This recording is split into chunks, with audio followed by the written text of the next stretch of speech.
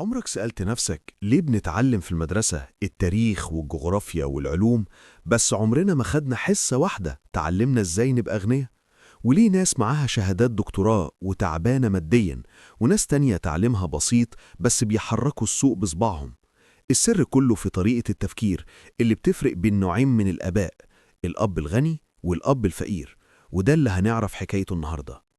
الحكاية بتبدأ بطفل اسمه روبرت عايش في حيرة كبيرة لأنه كان عنده أبوين مش أب واحد.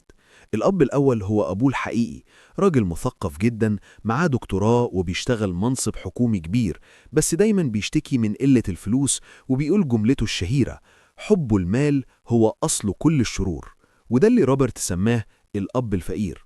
أما الأب التاني فكان والد صديقه المقرب مايك، راجل ما كملش تعليمه لحد تالتة إعدادي، بس كان رجل أعمال شاطر وبيقول دايما الفقر هو أصل كل الشرور. وده كان الأب الغني. روبرت وهو عنده 9 سنين راح لأبوه الفقير وسأله: يا بابا، إزاي أبقى غني؟ أبوه رد عليه الرد التقليدي: ذاكر كويس وهات درجات عالية عشان تلاقي وظيفة بمرتب كبير. بس روبرت ما اقتنعش، وراح هو وصاحبه مايك قرروا يتصرفوا بنفسهم. عملوا إيه؟ جمعوا أنابيب معجون الأسنان الفاضية، وقتها كانت بتتصنع من الرصاص، وسيحوها في علبة صفيح عشان يصبوها ويعملوا منها عملات معدنية. طبعا أبو روبرت الحقيقي دخل عليهم وضحك وقال لهم: يا أولاد، اللي بتعملوه ده اسمه تزوير وده ضد القانون. أحلامهم اتحطمت، بس أبو روبرت قال لهم نصيحة غيرت حياتهم: لو عايزين تعرفوا ازاي تبقوا أغنياء بجد، روحوا تعلموا من والد مايك. راحوا للأب الغني اللي وافق يعلمهم بس بطريقته الخاصة مش بطريقة المدارس. قال لهم: هتشتغلوا عندي في المحل ب10 سنت في الساعة، وده كان مبلغ قليل جدا حتى بمعايير وقتها. روبرت اشتغل وتعب جدا، وبعد 3 أسابيع جاب آخره وقرر يسيب الشغل. راح للأب الغني وهو متعصب وبيقول له: انت بتستغلنا، أنا عايز زيادة في المرتب يا إما همشي. هنا الأب الغني ضحك وقال له: برافو عليك، انت دلوقتي بتتصرف زي أغلب الموظفين في العالم. الأب الغني شرح لروبرت درس عمره ما هينساه. قال له: يا روبرت، أغلب الناس عندها مشكلة أساسية بيحركها حاجتين: الخوف والطمع. الخوف إنهم ما يكونش معاهم فلوس فبيرضوا بأي وظيفة عشان الأمان، ولما يقبضوا المرتب يجي الطمع أو الرغبة فيصرفوا الفلوس دي في حاجات بتخلص، زي عربية جديدة أو موبايل أحدث، فالفلوس تخلص فالخوف يرجع تاني فينزلوا الشغل تاني، وبيدخلوا في دايرة مقفولة اسمها سباق الفئران، بيفضلوا يجروا يجروا مكانهم ثابت ما بيتغيرش. الأب الغني كمل كلامه وقال له: لو زودت لك مرتبك دلوقتي، عقلك هيترجم الزيادة دي لمصاريف أكتر وهتفضل في نفس الدايرة. المدرسة بتعلمك تكون موظف شاطر وتصنع فلوس لغيرك، لكن مش بتعلمك إزاي تخلي الفلوس هي اللي تشتغل عندك. روبرت سكت وبدأ يفهم إن المشكلة مش في كمية الفلوس اللي بتقبضها، المشكلة في عقليتك في التعامل مع الفلوس دي. وهنا الأب الغني إداهم الدرس الأهم: الطبقة الفقيرة والوسطى بيشتغلوا عشان الفلوس، لكن الأغنياء بيخلوا الفلوس هي اللي تشتغل عشانهم. روبرت فهم إن الوظيفة حل مؤقت لمشكلة دايمة، وإن عشان يخرج من سباق الفئران محتاج يتعلم حاجة اسمها الثقافة المالية اللي مفيش مدرسة بتشرحها. وده اللي خلاه يسأل السؤال اللي هيفتح له باب الثروة الحقيقية: طيب إزاي أخلي الفلوس تشتغل عندي؟ الإجابة دي هي سر الفرق بين الأصول والخصوم، وهي دي الحكاية اللي هنعرفها في الجزء الجاي عشان نفهم إزاي نبني ثروة من الهوا. فاكرين لما قلنا إن الحل مش في زيادة المرتب؟ الحقيقة الصادمة إنك لو اديت واحد بعقلية فقيرة 1,000,000 جنيه، غالباً هيرجع فقير تاني بعد فترة قصيرة، زي بالظبط اللي بيكسبوا اليانصيب وتلاقيهم فلسوا بعد سنتين.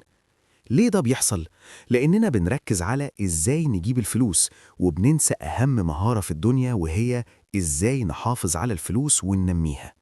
وهنا يجي الدرس التاني اللي الأب الغني علمه لروبرت، وهو الفرق بين الأصول والخصوم. الأب الغني قال لروبرت جملة بسيطة جدا بس هي سر الأثرياء: عشان تبقى غني لازم تعرف تفرق بين الأصل والخصم وتشتري الأصول. الموضوع مش محتاج قاموس محاسبة ولا دكتوراه. ببساطة شديدة، الأصل هو أي حاجة بتحط فلوس في جيبك، زي شقة بتأجرها أو أسهم بتجيب أرباح أو مشروع شغال لوحده. أما الخصم أو الالتزام هو أي حاجة بتسحب فلوس من جيبك، زي قسط العربية، مصاريف البيت، أو اشتراكات النوادي. الفقراء بيصرفوا دخلهم كله، الطبقة الوسطى بتشتري خصوم وهي فاكراها أصول، أما الأغنياء بيشتروا أصول بتصرف عليهم. وهنا حصل صدام كبير بين تفكير الأب الفقير والأب الغني. الأب الفقير كان دايما يقول بيتي هو أكبر استثمار عندي وهو أهم أصولي، لكن الأب الغني كان رأيه مختلف وصادم. قال لروبرت البيت اللي انت ساكن فيه ده مش أصل، ده خصم والتزام. روبرت استغرب، إزاي؟ قال له لأن البيت ده بيسحب من جيبك كل شهر ضرائب عقارية، صيانة، فواتير كهرباء وتأمين، وطالما ما بيجيبش دخل يبقى بيقلل ثروتك مش بيزودها. المشكلة إن الطبقة الوسطى بتقع في الفخ ده. أول ما يقبضوا مرتب كبير يروحوا يشتروا بيت أكبر وعربية أحدث، فيزودوا التزاماتهم ويضطروا يشتغلوا أكتر عشان يسددوا الفواتير. عشان نفهم الصورة كاملة، تخيل 3 واقفين قدامنا. الشخص الفقير الفلوس بتدخل من المرتب وتخرج فوراً على الأكل والإيجار والمواصلات. الشخص من الطبقة الوسطى الفلوس بتدخل من المرتب تروح تدفع أقساط البيت والعربية والفيزا كارد، واللي يتبقى يتصرف. أما الشخص الغني فده حكايته تانية. ده عنده عمود أصول قوي فيه عقارات واستثمارات، الأصول دي بتطلع دخل يغطي كل مصاريفه ويفيد كمان، فبيستخدم الفائض ده عشان يشتري أصول جديدة، وبكده ثروته بتزيد لوحدها حتى وهو نايم. روبرت كيوساكي اتعلم الدرس ده بدري، وفهم إن عشان يخرج من الوظيفة ويرتاح لازم يركز مجهوده كله في إنه يبني عمود الأصول بتاعه لحد ما الدخل اللي جاي من الأصول يغطي مصاريفه الشهرية. في اللحظة دي بس يقدر يقول إنه بقى حر مالياً. وده الفرق الجوهري. الأب الفقير بيركز على بيان الدخل يقبض كام، لكن الأب الغني بيركز على الميزانية العمومية يملك أصول كام. طيب دلوقتي عرفنا إننا لازم نشتري أصول، بس يا ترى إيه هي أنواع الأصول دي؟ وهل لازم أفتح شركة عشان أبقى غني، ولا ممكن أعمل ده وأنا موظف؟ ده اللي هنعرفه في الدرس الثالث بعنوان اهتم بعملك الخاص، واللي هيكشف لنا سر خطير عن الفرق بين وظيفتك وعملك. في يوم من الأيام راي كروك مؤسس إمبراطورية ماكدونالدز كان بيحاضر في جامعة تكساس وسأل الطلبة سؤال غريب: تفتكروا أنا بشتغل في إيه؟ الطلبة ضحكوا وقالوا: أكيد ببيع برجر يا مستر راي. راي ابتسم وقال لهم: كنت عارف إنكم هتقولوا كده، بس الحقيقة أنا مش ببيع برجر، أنا بشتغل في العقارات. الطلبة اتصدموا، بس راي شرح لهم إن بيع البرجر ده هو مجرد الوظيفة أو النشاط الظاهري، لكن البزنس الحقيقي بتاعه هو امتلاك الأراضي والمباني اللي فروع ماكدونالدز بتتبني عليها في أحسن مواقع في العالم. ومن هنا ماكدونالدز بقت أكبر مالك للعقارات في العالم. القصة دي بتعلمنا الدرس الثالث، وهو الفرق الجوهري بين مهنتك وعملك. أغلبنا بيخلط بينهم. ممكن تكون مهنتك محاسب في بنك، بس عملك الحقيقي هو إيه؟ لو ما عندكش أصول يبقى ما عندكش عمل، انت شغال عند غيرك. الأب الغني كان بيقول: مشكلتكوا إنكوا بتقضوا عمركوا كله بتعتنوا بأعمال ناس تانية، مديرك، الحكومة اللي بتاخد ضرايب، والبنك اللي بياخد فوايد، وبتنسوا تعتنوا بعملكم الخاص. عشان كده النصيحة هنا: خليك في وظيفتك عادي عشان المصاريف، بس ابدأ فوراً في بناء عمود الأصول بتاعك. اشتري أسهم، سندات، عقارات بتدر دخل، أو أي حاجة ليها قيمة وسوق. المهم ما تصرفش فلوسك في حاجات ملهاش لازمة. طيب يا روبرت، لو أنا عملت أصول وبقيت أكسب فلوس كتير، مش الحكومة هتاخد نصهم ضرايب؟ هنا يجي الدرس الرابع الخطير، وهو تاريخ الضرايب ونفوذ الشركات. الأب الغني شرح إن الأثرياء بيلعبوا لعبة مختلفة عننا. هما مش بيدفعوا ضرايب زي الموظفين. إزاي؟ عن طريق الشركات. الشركة مش لازم تكون مبنى وموظفين، هي مجرد ورق قانوني بيحمي فلوسك. ركز معايا في الفرق الرهيب ده. الموظف أنا وإنت بيقبض المرتب، الحكومة تخصم منه الضرايب الأول وبعدين يحاول يعيش بالباقي. صاحب الشركة الغني، الشركة تكسب الفلوس، يصرف منها كل المصاريف اللي هو عايزها، عربيات، سفر، أكل، وتتسجل كمصروفات شركة، وفي الآخر يدفع ضرايب على الصافي اللي اتبقى بس. يعني الأغنياء بيصرفوا الأول وبعدين يدفعوا ضرايب، لكن الموظفين بيدفعوا ضرايب الأول وبعدين يصرفوا. وده أكبر سر قانوني بيخلي الأغنياء يزدادوا غنى. عشان تقدر تعمل كل ده، الأب الغني قال إنك محتاج تنمي الذكاء المالي بتاعك، وده بيقوم على 4 عواميد. المحاسبة عشان تعرف تقرأ الأرقام وتفهم فلوسك رايحة فين، الاستثمار علم المال الذي يولد مال، فهم الأسواق يعني تعرف إمتى تشتري وإمتى تبيع، العرض والطلب، القانون عشان تعرف تستخدم الشركات واللوائح لصالحك بطريقة قانونية 100%.